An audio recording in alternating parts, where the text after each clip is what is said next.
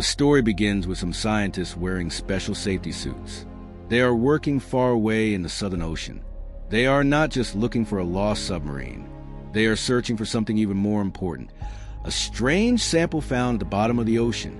After some time, they find a closed container with a sample inside. Then, the story goes back in time. A company called Pickman had been exploring the deep ocean. During one of their trips, they saw something very surprising. At a depth of 3,000 meters, way deeper than people can usually go, they found something that looked like a stone doorway. It didn't look like it was made by nature. It looked like someone or something had built it. Dr. Julia was very excited after seeing the video of the doorway. It looked like she had been looking for this for a long time, but there was a big problem. The doorway was dangerous. Since machines weren't working, she needed real people to go down there. She went to meet Jim, who was a scientist that studied life in space. He worked at Miskatonic University. Jim didn't look happy to see her. They knew each other from before, and he had worked with her company in the past. But when Julia showed him the deep-sea video, Jim became very curious. Something built by humans that deep underwater was too interesting to ignore. Julia told him about the new mission. She said her team had been studying the area under the Antarctic shelf for 7 years. Now they were ready to go to its deepest part. She asked Jim to join them. Jim said yes. Soon, more people were picked for the team. There was Gordon Atkins, who ran a deep-sea lab in London. Christine Harris, a marine biologist who studies sea life. Joseph Mirror, who was in charge of safety.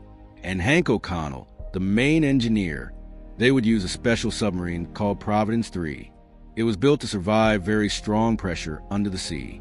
Christine was worried. No human had ever gone that deep before. It was very risky. But Hank and Julia told her the submarine had been tested and was ready before the mission started. The company's founder, Jed Packman, showed up. He had spent his whole life on this kind of research. He believed this trip could help them find new kinds of life deep in the ocean. Later, the team talked casually about the mission. Christine said she was scared. Her father had disappeared on a similar trip years ago. She also said she had a young son and was afraid she might not come back. Jim told her not to worry. He promised they would return safely. The next 2 months were used for training. When everyone was ready, even Jed Packman decided to go with them. Maybe he knew more about what they could find. The team got on a ship that took them to the submarine site.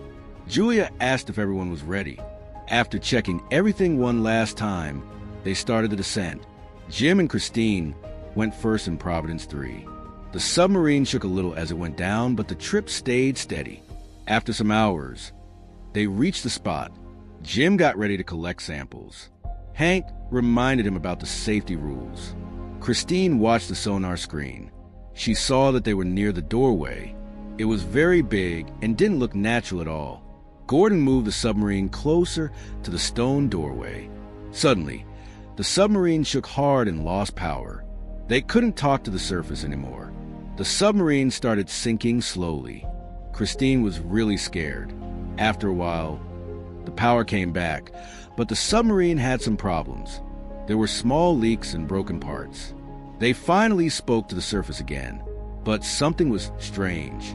3 hours had passed, but the team inside the sub thought only a few minutes had gone by. Even the oxygen levels showed that 3 hours of air had been used. Time seemed to be moving differently down there. As they went ahead, they saw something huge in front of them. It looked like an ancient city underwater. Humans could never build something so deep. Then they saw something even stranger, a giant creature that wasn't moving. It looked dead and had probably been there for a very long time. Christine thought it might just be one part of an even bigger creature. Julia told Jim to get close with a rover and take a piece of the creature to study. Jim was nervous, but he followed the plan. The rest of the team stayed inside Providence 3 and watched as Jim moved toward the creature. The sub looked very tiny compared to the huge body. Jim took the sample and started to come back. The radar picked up movement.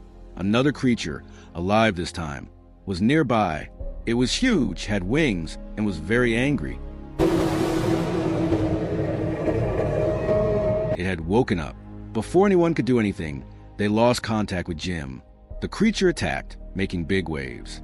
The crew was scared. Gordon wanted to leave, but Julia said they needed the sample.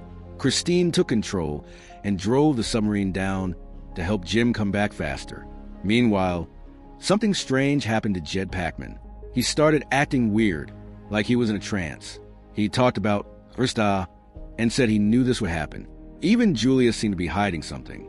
They said these creatures weren't just animals. They were like gods from long ago. As things got worse, they started in the panic. Christine rushed to help bring Jim back. But just as the submarine got close, a giant sea creature tried to grab it, shaking the sub. Christine was thrown into the docking area. Gordon almost opened the outside door, but Hack stopped him. Christine made it inside. The door got stuck, but with Joe and Hack working together, they opened it and pulled her out. She wasn't breathing. Joe panicked and tried to save her. Hack went to check on Packman, and Jim came back safe. He quickly tried to save Christine. After some effort, she started breathing. Jim was relieved, but the danger wasn't over. The shaking had caused water to leak in. Hack warned Gordon they needed to get rid of some weight, or they'd sink. Gordon sealed part of the sub to stop the water, but then another door shut by itself. As Hack went to check, Packman saw him but did nothing. Hack ended up dying underwater. The crew managed to guide the sub away from the ruins and started heading up. Just when they thought they were safe, the docking area shook again. The biological sample Jim had gotten was still alive. Packman rushed to the lab to test it, but Jim was worried it could be dangerous. Packman didn't care. Jim and Christine decided to watch over the lab. Later, they noticed Packman was gone and saw something scary. The tissue sample was growing and moving. It had tentacles. Christine freaked out, and Jim decided to freeze it. Christine covered it with a cloth while Jim searched for Packman. As Christine tried to lock the lab, she accidentally touched glue on the door.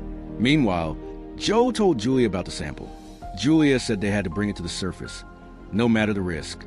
Packman heard this and, strangely, covered himself in the creature's slime. While changing clothes, Jim told Christine he had heard strange voices near the underwater portal, like someone calling his name. Christine tried to calm him down. Then, they heard a loud noise from the control room. They found Gordon in trouble. Something had taken control of his mind. He started talking in Jim's father's voice. Gordon attacked Jim and knocked him out. Chaos broke out. And Gordon started destroying the subsystems. Joe arrived and shot Gordon to stop the damage. Christine was shocked, but Joe said it was necessary. There was one escape pod left, and Joe decided to leave, abandoning the others. Jim and Christine weren't ready to give up. They fought. Christine used a wrench to knock the gun out of Joe's hand, and Jim picked it up. When Joe attacked again, Christine hit his leg with an axe. Jim told Christine to take the escape pod, but she didn't want to leave him. Jim promised to follow her.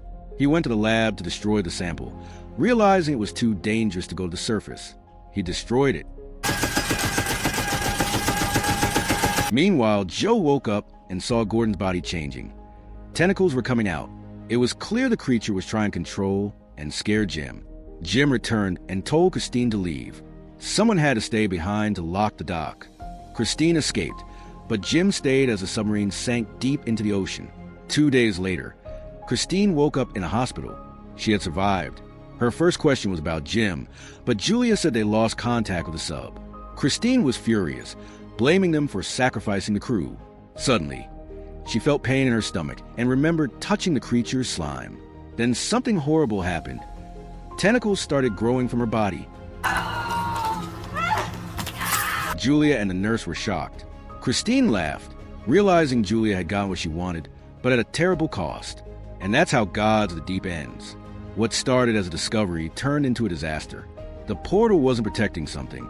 It was keeping it locked away. This wasn't a god. It was a powerful life form that could control minds. Jim's sacrifice couldn't stop it from reaching the surface. Now, the world faces a terrifying new threat. One that might be impossible to stop.